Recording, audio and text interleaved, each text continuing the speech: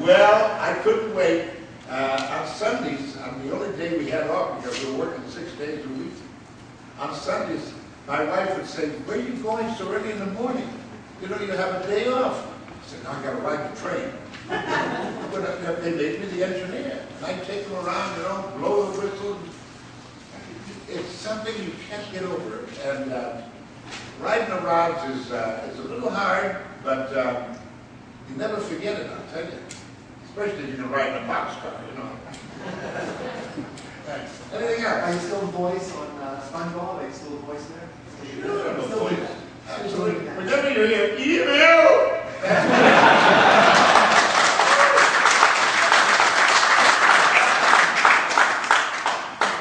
Well, you know, not too long ago, I gave a speech at the Washington Press Club. And big deal, huh? And they, at the end of the time, they said there was a bunch of girls that sent cookies to the boys overseas. Would you mind just saying hello to them? I said, no, not at all. So I walked in there, and this woman is telling the girls, now this man, he's won an Academy Award, and he's made all kinds of pictures. And so I said, how many of you have seen my pictures?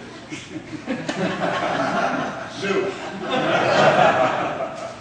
And then suddenly I thought, how many of you know SpongeBob? Especially when they found out I was mermaid man.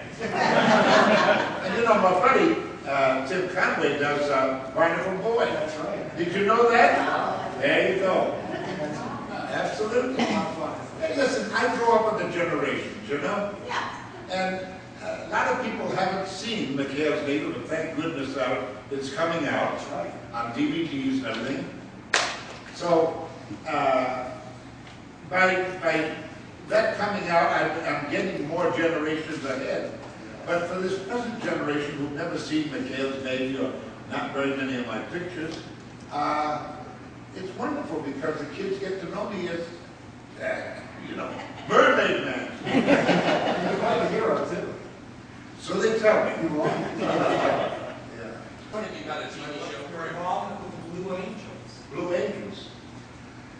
I have been their honorary boss since 1955.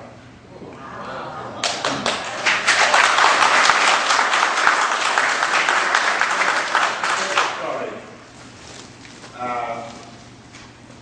I was making a picture in Alabama, and I said, listen, gang, I'm going to come down there, and we're going to take a ride, you know, in Pensacola. And so when I got there, they had everything ready. The suit on, the helmet, the whole bit, you know. And this young JG, you know, gets up there and he said, Mr. Borgnine, our boss, he said, we're going to go right straight down this tarmac, and we're going to go straight up, and you can look over your shoulder and see all of Pensacola. I said, great, that's wonderful. So then, shoom! Wham!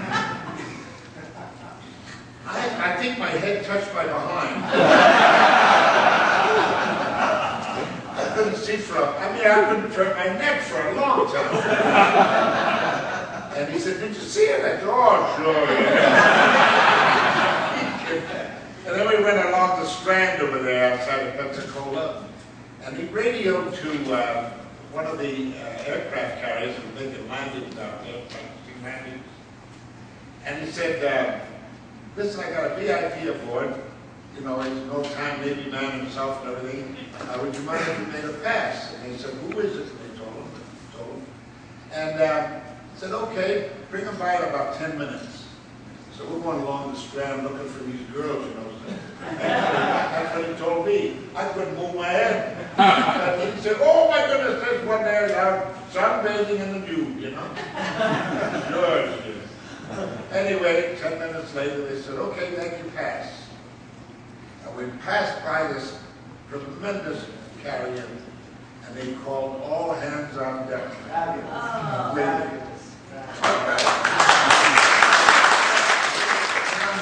We went down, and the fellow said, where the hell have you been? Yeah, first flight on the plane, no two strikes.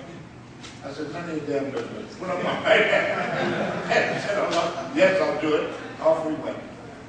I got back to the factory where I went to get my money, you know, everybody said, my God, look at that. He's already got stripes on there. Oh my God, you know.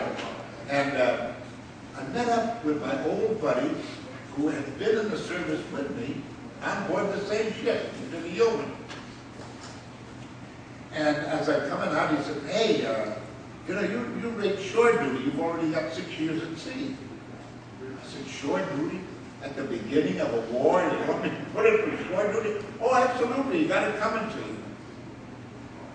So we put in for shore duty.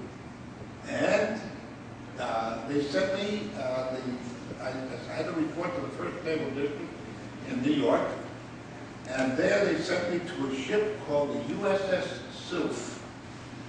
M-C-H-A-L-E. Get it? Is that right? McHale's Navy. If there was ever a McHale's Navy, this was it. I'm going to tell you, it was a beautiful yacht that had been owned by old man Murphy. They made Murphy beds that came out of the wall, you know. And it had been the 3-masted schooner, oh, it was a beautiful thing. And you're coming to the point now where you asked about what's the worst thing that ever happened. We went out and tried to get submarines. There were 3 ships, all yachts that were guarding the entire Atlantic coastline. Believe it or not, we had no ships. And I had a 3-inch 50 aboard, which we were supposed to be, you know, big boy, but we were afraid to shoot it because of the wooden decks. We had 6 30 caliber air-cooled Brownings that were like mosquito bites up against the skin of a submarine. And a wide gun to throw off the depth charges because we didn't go fast enough to drop them off the stern. And a slingshot. I could have done more damage with a slingshot. Well, make a long story short, one day we're out there, and sure enough, we were guarding a ship going down toward past Atlantic City. And the skipper called me up and he said, Gunner, he said, when I blow the whistle, he said, we got one dead to rights, you know, fire that my gun. Okay, sir. Set it for 75 feet. Yes, sir. Set it for 75 feet, ready. Wham! Whoa! Bam! Off it went. And the whole crew is going, they've never seen a gun go off. The most amazing thing you ever saw in your life. And I'm kicking them in the behind. Come on, load it up. No, I'm not loading. Bam! Off we went. We dropped off about 10 of them. And none of them went off. And I'm saying, ¿qué pasa? You know, I can see myself hanging up in the yard arm, you know. Finally, one went off for a long distance. I said, my God, what happened?